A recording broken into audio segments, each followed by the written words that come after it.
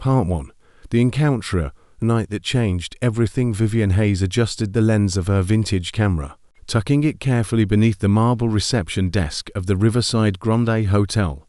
The clock showed 11:30, and the elegant lobby had settled into its nightly quietude, with only the gentle murmur of the fountain and distant piano melodies filling the space. She had been working the hospitality desk for nearly 3 years now, funding her true passion for photography through these evening shifts that stretched long into the early morning hours. If you're loving this story so far, don't forget to subscribe and hit that notification bell so you never miss our captivating tales of love, mystery, and second chances. Her fingers traced the edge of her camera bag, yearning for tomorrow morning when she could escape to the riverbank and capture the golden sunrise she had been planning for weeks. Photography was not just a hobby for Vivian, it was her lifeline, her way of making sense of a world that often felt too chaotic and overwhelming. But dreams did not pay rent in the city, and the bills kept piling up despite her best efforts. The mysterious stranger elevator doors opened with a soft chime, and Vivian glanced up from the reservation system she had been updating, her breath caught in her throat.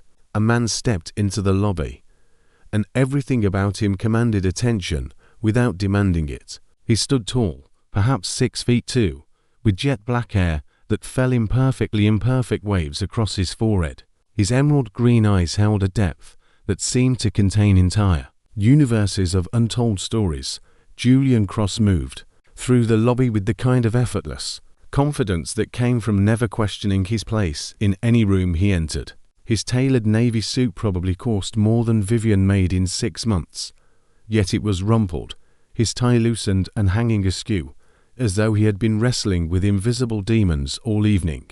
There was something magnetic about him, something that made Vivian forget to look away even though she knew she should. He approached the desk, and when his eyes met hers, Vivian felt an electric current run straight through her core. This was not the usual bored indifference she saw in the faces of wealthy guests. This man looked at her as though she was actually visible, as though she mattered. "Good evening," Julian said, his voice smooth and rich like aged whiskey. "I know this is unusual, but I cannot seem to face my empty suite tonight. Is there somewhere quiet I could sit, perhaps with some company that does not expect anything from me?" An unexpected connection. Vivian should have directed him to the hotel bar or lounge. That was protocol, but something in his expression stopped her, a vulnerability that seemed completely at odds with his powerful presence. She saw exhaustion there, yes, but also a profound loneliness that resonated with something deep inside her own heart. "The garden terrace is closed to guests after 10, she found herself saying, "but I have access. There's a beautiful view of the river, and no one will disturb you there. I could bring you something from the bar, if you'd like." Julian's face transformed with genuine surprise and gratitude. "Would you join me? I have had enough of drinking alone, and something tells me would be far more interesting company than the business associates I have been trapped with all week." Vivian hesitated for only a moment. The night manager would not return for another hour, and the overnight receptionist was not due until 1 in the morning. She had covered this shift hundreds of times and knew every moment of the schedule by heart. What harm could 1 hour do? "I would like that," she admitted, feeling a flutter of excitement mixed with nervous anticipation. Under the starred garden terrace was Vivian's favorite secret place in the entire hotel. Strings of delicate lights hung between ancient oak trees, casting a warm golden glow over comfortable seating areas arranged around a central fire pit. The river flowed peacefully below, its surface reflecting the city lights like scattered diamonds. The late November air was crisp but not uncomfortable, carrying the scent of wood smoke and autumn leaves. Vivian brought 2 glasses of premium red wine, one of the perks of working in a luxury hotel where nobody tracked minor inventory discrepancies. Julian had removed his suit jacket and rolled up his sleeves, revealing strong forearms and an expensive watch that caught the firelight. He looked more human now, less like an untouchable titan of industry and more like a man who simply needed a moment of genuine connection. They settled into facing chairs near the fire pit. And for a long moment, neither spoke. The silence was comfortable, not awkward, as though they had known each other for years, rather than minutes. "Thank you for this," Julian finally said, swirling the wine in his glass. "You have no idea how rare it is for someone in your position to take a risk on a guest. Most people see the suit and the watch and make assumptions about what I need or want. What do you need?" Vivian asked directly, surprising herself with her boldness. Julian looked at her with those intense green eyes, and she felt as though he was seeing straight into her soul. Honesty, reality, a conversation with someone who does not want something from me. Someone who does not know my name or my net worth or what companies I own. Someone who will just talk to me like I am a person. Walls crumbling down, I can do that, Vivian said softly. "I am Vivian, by the way. I take photographs when I am not working here, and I spend most of my time trying to capture moments that people usually overlook. The beauty in ordinary things, Julian," he replied, and she noticed he did not offer a last name. "I build things, buy things, manage things. I spend most of my time in boardrooms making decisions that affect thousands of people, and I cannot remember the last time I did something just because it made me happy. What would make you happy?" Vivian challenged him. "Right now, in this moment, if you could do anything at all." Julian leaned forward, elbows on his knees, his gaze never leaving her face. "This, exactly this, sitting here with someone real. Someone who is not performing or pretending, talking about things that actually matter instead of stock prices and property acquisitions."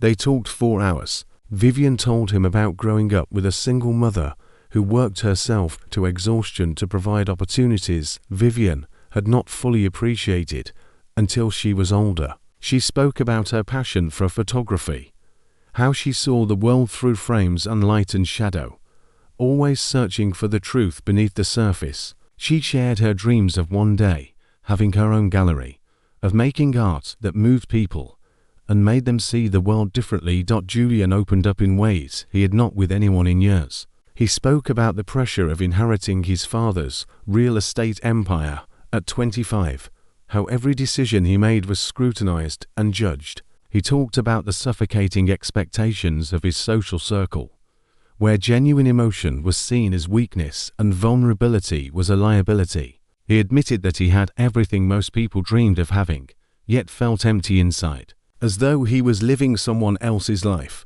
The first touches the night deepened toward morning. They moved closer together, drawn by an invisible force neither could resist or wanted to. Julian reached across the small space between their chairs and took Vivian's hand. His touch was warm and gentle, his thumb tracing small circles on her palm that sent shivers racing up her arm.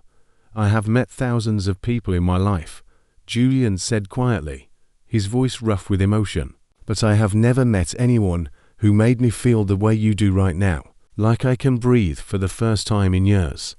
Vivian's heart was pounding so hard, she was certain he could hear it. "I feel it too. This connection, it does not make sense. We just met, and we come from completely different worlds, but somehow it feels like I have been waiting for this moment my entire life." Julian stood and gently pulled her to her feet. They stood facing each other in the firelight, the rest of the world fading away until there was nothing but the two of them and the electricity crackling in the air between them. He cupped her face in his hands, his green eyes searching hers for permission. "Tell me I am not imagining this," he whispered. "You are not imagining anything," Vivian breathed. "This is real."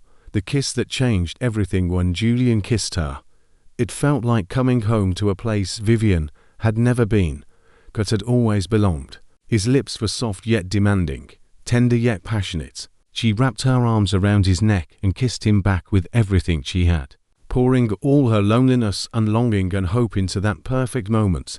They broke apart breathless, foreheads pressed together, both trembling with the intensity of what they were feeling. The sky was beginning to lighten in the east, painting streaks of pink and gold across the horizon. "Come with me," Julian said urgently. "Watch the sunrise with me. I do not want this night to end." Vivian should have said no. She should have been sensible and cautious and protected her heart. But she was tired of being careful, tired of always choosing the safe path. For once in her life, she wanted to be reckless. She wanted to follow this feeling wherever it led. Yes, she said simply. Dawn of new beginning. She walked hand in hand through the still sleeping city streets. The world felt new and full of possibility, as though anything could happen. Julian told her about the secret spots he had discovered during his many business trips to the city, and Vivian pointed out details he had never noticed, showing him how to really see the beauty around them. They ended up at the riverbank, where Vivian had planned to photograph the sunrise alone. But instead of taking pictures, she simply experienced the moment with him. They sat on a weathered wooden bench, wrapped in Julian's suit jacket against the morning chill, watching as the sun painted the sky in brilliant shades of orange and crimson and gold.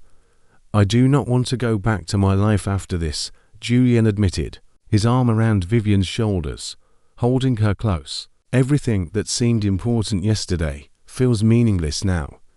Then do not go back, Vivian said, though she knew it was not that simple. Choose differently. Choose what makes you happy. Julian turned her face toward his and kissed her again, slower this time, savoring every second. Come back to my suite with me, please.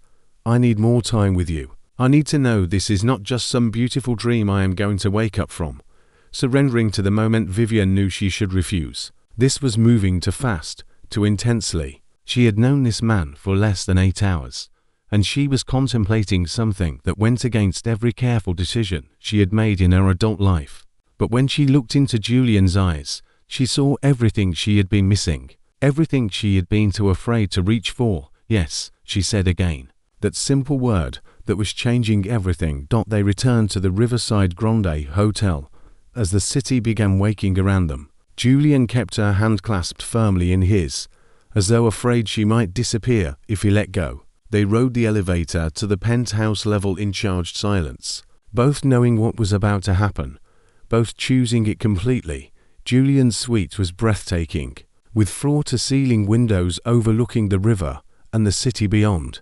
But Vivian barely noticed the luxury surrounding them. Her entire focus was on the man standing before her, looking at her with such intense desire and tender emotion that it took her breath away. He approached her slowly, giving her every opportunity to change her mind. When she did not move away, he pulled her into his arms and kissed her with a passion that made her knees weak. His hands moved to the buttons of her hotel uniform, and she helped him, both of them trembling with anticipation and need.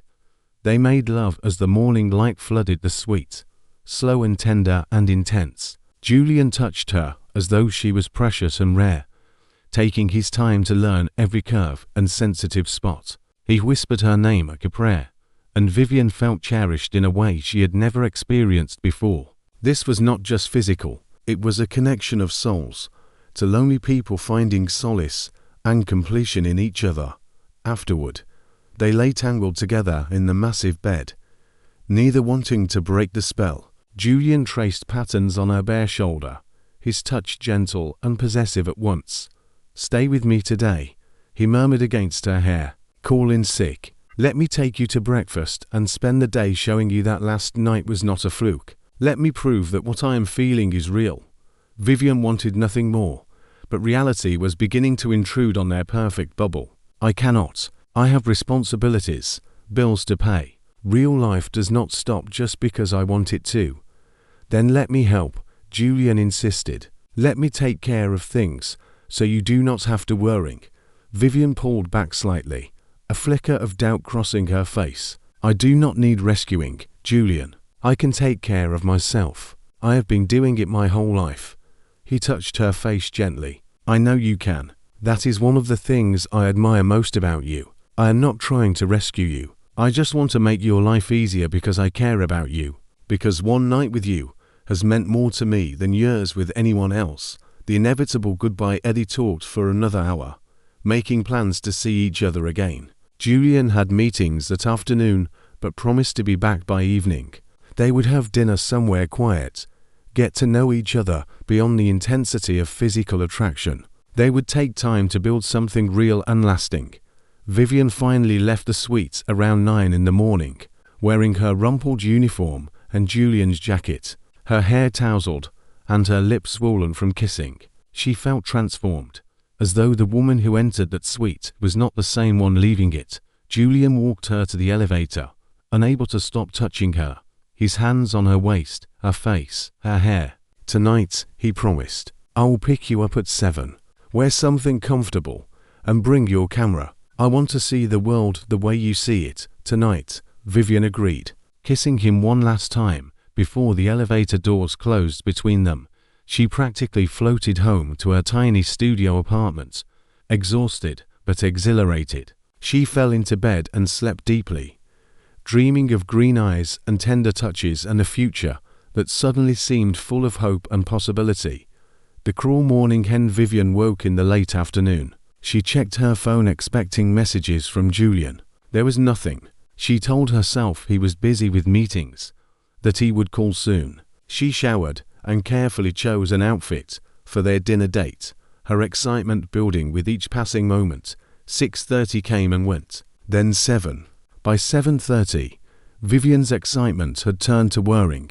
By 8, worrying had become dread. She called the number Julian had given her, but it went straight to voicemail. She tried texting, but received no response. At 9 o'clock, she returned to the Riverside Grande Hotel, hoping to find him. The concierge informed her politely that Mr. Cross had checked out that afternoon and left no messages for anyone. Vivian stood in the lobby where their magical night had begun, feeling like the world was crumbling beneath her feet. She went up to the penthouse level anyway, hoping against hope that there had been some mistake. She knocked on the door of his suite, but a different guest answered, looking at her with confusion and mild annoyance. Back in the lobby, the night manager gave her a sympathetic look and handed her an envelope. Mr. Cross left this at the desk before he departed. He specified it should only be given to you. With shaking hands, Vivian opened the envelope. Inside was a handwritten note on expensive hotel stationery. "Vivian, I had to leave earlier than expected for urgent business matters. Last night meant everything to me. You showed me what living actually feels like. I will call you as soon as I can. Please wait for me, Julian." Beneath his words was a phone number written in bold, confident strokes. Vivian clutched the note to her chest, relief flooding through her. He had not abandoned her. He had not used her and thrown her away. He cared, and he would call. She just had to wait. Waiting far further 3 days passed with no word from Julian. Vivian told herself to be patient, that important businessmen had demanding schedules and unpredictable obligations. She carried her phone everywhere, checking it constantly, jumping every time it rang, only to be disappointed when it was not him. After a week of silence, she finally gathered her courage and called the number from his note. A crisp, professional female voice answered after 2 rings. "Cross Development Enterprises. This is Celeste Warren speaking. How may I direct your call?" "Oh, I was trying to reach Julian Cross," Vivian said, her confidence faltering. "It is personal." There was a long pause, and when Celeste spoke again, her tone had changed subtly. It was colder now, with an edge of superiority that made Vivian's skin prickle with unease. "Mr. Cross is currently unavailable. I handle all of his personal and professional communications. May I ask who is calling and what this is regarding?" "My name is Vivian Hayes. Julian asked me to call him," she explained, trying to keep her voice steady despite the growing knot in her stomach. Another pause, longer this time. "Vivian Hayes, from the Riverside Grande Hotel." The way Celeste said it made Vivian feel small and insignificant, as though her connection to Julian was somehow shameful or embarrassing. "Yes. Could you please just tell him I called? He will know what it is about." "I see." Celeste's voice had gone cold as ice. "Miss Hayes, I am going to be very direct with you because I think you deserve honesty. Mr. Cross has moved on from his brief encounter with you.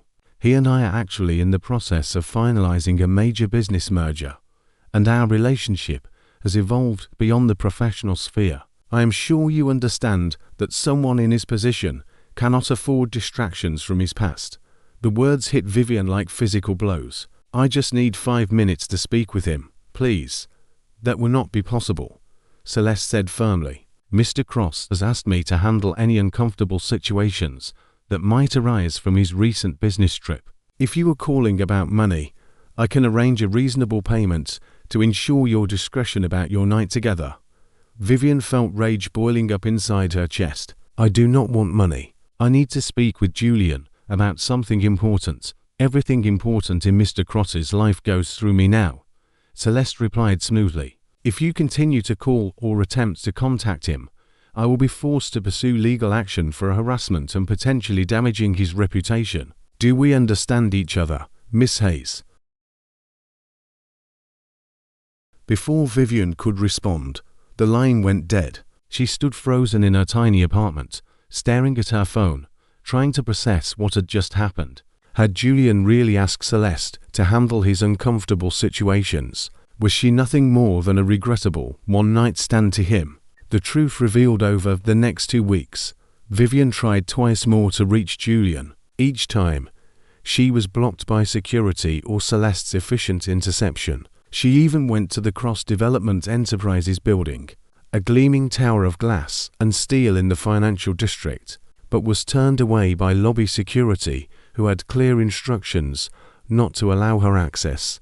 Each rejection reinforced what Celeste had implied. Vivian had been nothing more than a temporary distraction for a bored billionaire. The connection she thought they shared, the tenderness and vulnerability he showed her, had all been an act. Or worse, it had been real for her, but meaningless to him. 8 weeks after that life-changing night, Vivian found herself sitting on the cold tile floor of her bathroom, staring at 2 pink lines on a pregnancy test. Her hands shook. She set the test down and wrapped her arms around her knees, trying to process the magnitude of what this meant. She was pregnant with Julian Cross's child, and the father did not want anything to do with her. Building a new life, Vivian made an appointment at a community health clinic the next day. The nurse practitioner was kind and non-judgmental, walking her through her options and providing resources for prenatal care. Vivian chose to continue the pregnancy, not out of any romantic notion about Julian suddenly returning, but because despite everything, she wanted this baby. She picked up extra shifts at the hotel and at a coffee shop near her apartment. She stopped buying anything unnecessary and started saving every possible dollar. Her dream of having her own photography studio faded into the background as survival became her primary focus. Her landlord, Mrs. Chen, a 72-year-old woman who had emigrated from Taiwan decades ago, noticed Vivian's morning sickness and gradually expanding waistline. Instead of judgment, she offered unexpected support. "Come," Mrs. Chen said one evening, appearing at Vivian's door with a container of homemade chicken soup. "You need to eat. Baby needs strong mother." Over the following months, Mrs. Chen became the mother figure Vivian had lost years ago to cancer. She brought nutritious meals, shared wisdom from raising 4 children of her own, and sat with Vivian during her moments of overwhelming fear and loneliness. "Children need love more than money," Mrs. Chen told her during one particularly difficult night when Vivian was spiraling into panic about how she would afford everything. "You have plenty of love to give. That is what matters." Julian's parallel journey. While Vivian was building a new life around her pregnancy, Julian Cross was suffocating in his old one. The urgent business meeting that pulled him away from the hotel had been about the proposed merger with Warren Industries, Celeste Warren's family company. The deal would make Cross Development Enterprises the largest real estate development firm on the East Coast. Celeste had orchestrated everything perfectly. She was beautiful, intelligent, ruthlessly efficient, and made it clear she expected their professional partnership to evolve into something personal. Everyone in their social circle assumed they would marry eventually, consolidating to powerful families and creating an unstoppable business dynasty. But Julian felt nothing when he looked at Celeste. He thought about Vivian constantly, remembering the way she had looked at him as though he was just a man, not a walking bank account. He recalled her passion for photography, her honest observations about life, the connection that had felt more real than anything he had experienced in years. He tried calling the Riverside Grande Hotel to reach her, but was told she no longer worked there.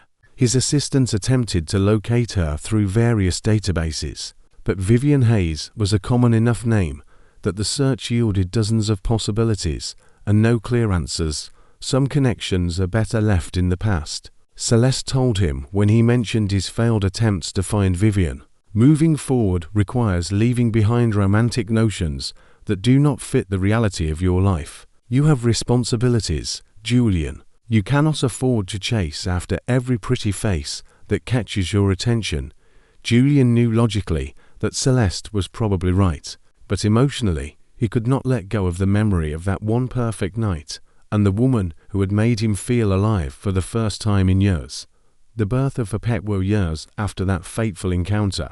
Vivian gave birth to a healthy baby girl in a city hospital. She labored for 14 hours with only Mrs. Chen by her side, gripping the elderly woman's hand through each contraction. When the doctor finally placed the tiny, squalling infant on her chest, Vivian felt a love so fierce and overwhelming that it brought tears streaming down her face. Her daughter had a cap of dark hair, and when her eyes opened briefly, they were the most striking shade of emerald green. Julian's eyes. There would be no denying the paternity, not with those distinctive eyes staring out from her tiny face. "What will you name her?" Mrs. Chen asked, stroking the baby's soft cheek with one gentle finger. Vivian thought about strength and passion and the precious gemstone that represented both. "Jade," she said softly. "Her name is Jade." Motherhood's challengest first year of Jade's life was the hardest thing Vivian had ever experienced. Sleep deprivation, constant worrying, the juggling act of working while caring for an infant, all of it pushed her to her absolute limits. But it was also the most rewarding year of her life. Jade was a happy baby, curious about everything, laughing easily and reaching for the world with chubby hands. She looked so much like Julian that Vivian's heart ached every time she gazed at her daughter. Those green eyes, the shape of her face, even the way she smiled, was pure Julian Cross. Vivian documented everything with her camera. She photographed Jade sleeping, eating, playing, learning to sit up and eventually to crawl. She captured the exhaustion in her own face, the messy apartment, the reality of single motherhood without filters or pretense. A portfolio began to form, one that told the honest story of becoming a mother alone. The images were raw and vulnerable, showing moments of joy and despair, triumph and defeat. They were nothing like the polished, perfect photographs that filled social media. They were real. A career begins when Jade was 18 months old. Vivian finally quit the hotel job and found work as an assistant to an established commercial photographer. The pay was slightly better, and the hours were more predictable. She could drop Jade at a community daycare in the morning and pick her up in the evening, creating a routine that worked for both of them. Mrs. Chen remained their guardian angel, babysitting when Vivian had to work late and cooking meals that stretched across multiple days. "You are like daughter to me now," the elderly woman said. "Jade is like granddaughter. We are family." Vivian's photography skills improved rapidly under professional mentorship. She started taking on small freelance projects, building a reputation for honest, emotional imagery that captured authentic moments rather than staged perfection. Her big break came when a gallery owner named Marcus Reeves saw her motherhood series. He had been scouting artists for a show focused on contemporary family structures and found Vivian's work refreshingly honest. "This is what people need to see," Marcus said, studying her photographs with genuine appreciation, not the filtered perfection of social media, but the real beauty and struggle of modern parenting. "I want to give you a solo exhibition." Vivian could hardly believe it. A solo show at a respected gallery was the kind of opportunity most photographers waited years to receive. She agreed immediately, her mind already racing with ideas for expanding her portfolio. Preparing for the exhibition's show was scheduled for a Friday evening in early autumn. 2 full years after her night with Julian, Vivian spent months preparing, curating her strongest images, and creating new work that expanded on the motherhood theme. The series was titled Becoming and featured photographs from the past 2 years. Her pregnant belly silhouetted against the sunset. Jade as a newborn, tiny and perfect. The exhaustion in Vivian's own eyes during those first sleepless months. Jade's first smile, first tooth, first steps. The everyday moments of their life together.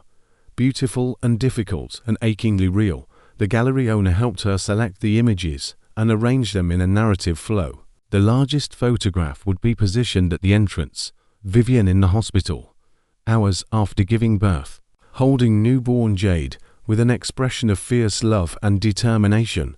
On the morning of the opening, Vivian stood in the empty gallery, looking at her work displayed on the white walls. This was her story, her truth, laid bare for the world to see. She felt vulnerable and proud in equal measure. "You ready for this?" Marcus asked, coming to stand beside her. Vivian nodded. "I think so. It feels like I have been working toward this moment my entire life." The night that changed everything against gallery opening was scheduled for 7 in the evening.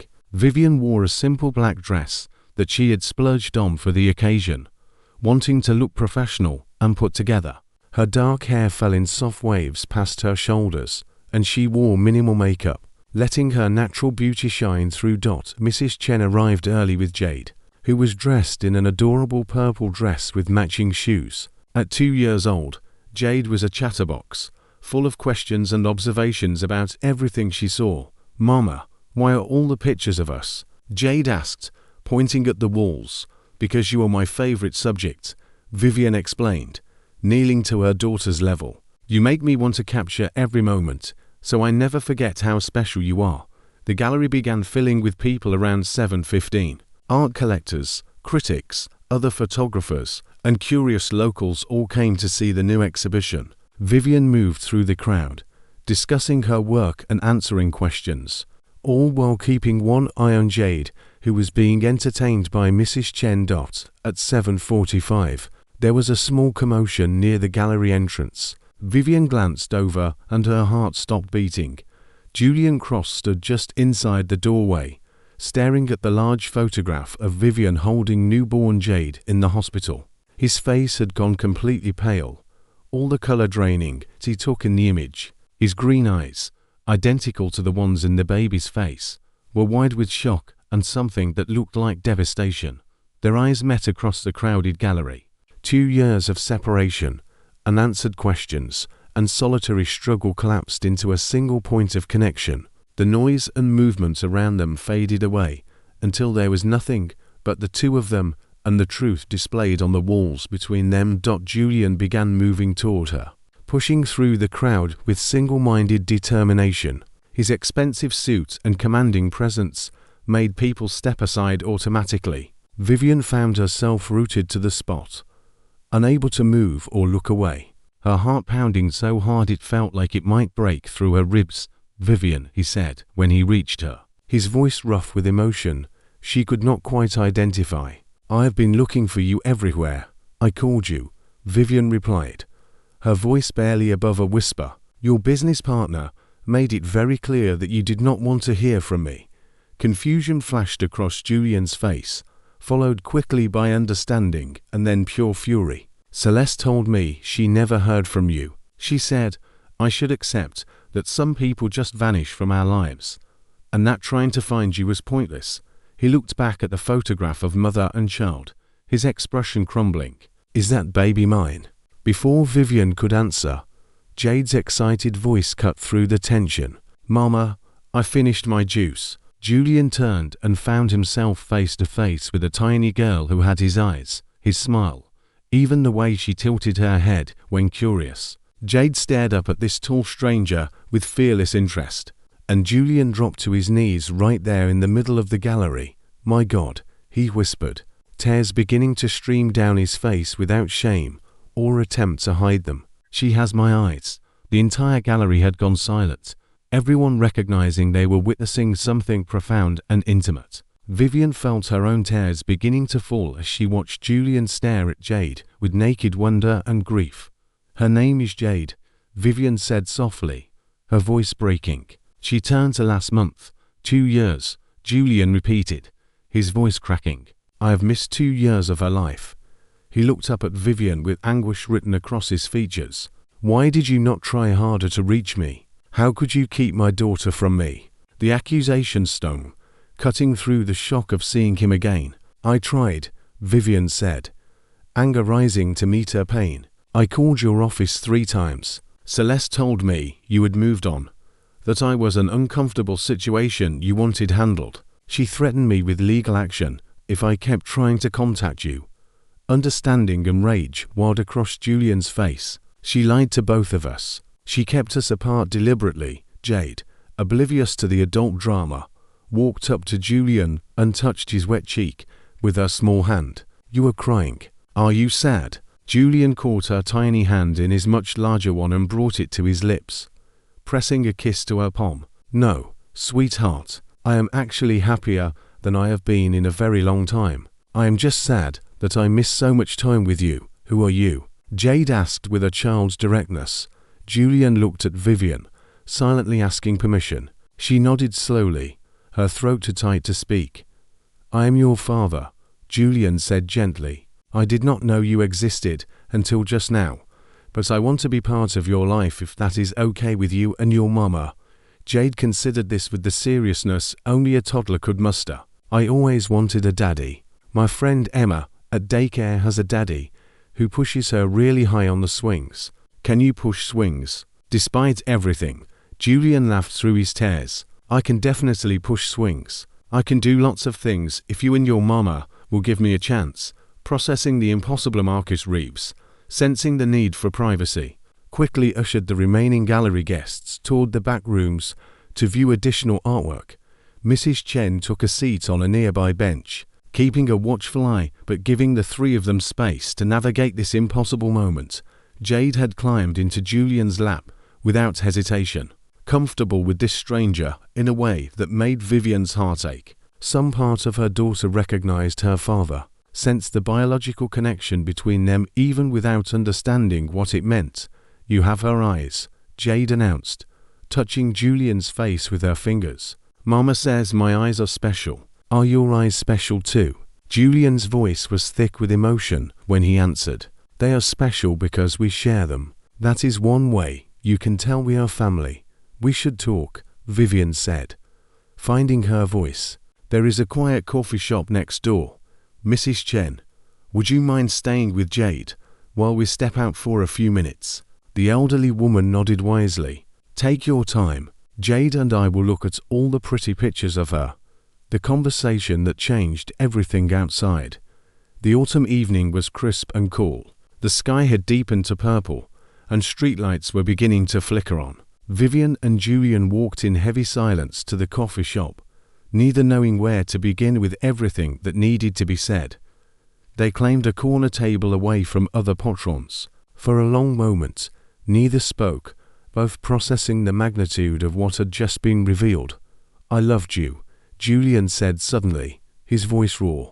After one night, which should have been impossible, but I did. I woke up that morning knowing I had found something precious, something real, and then I spent 2 years trying to convince myself I had imagined how special it was.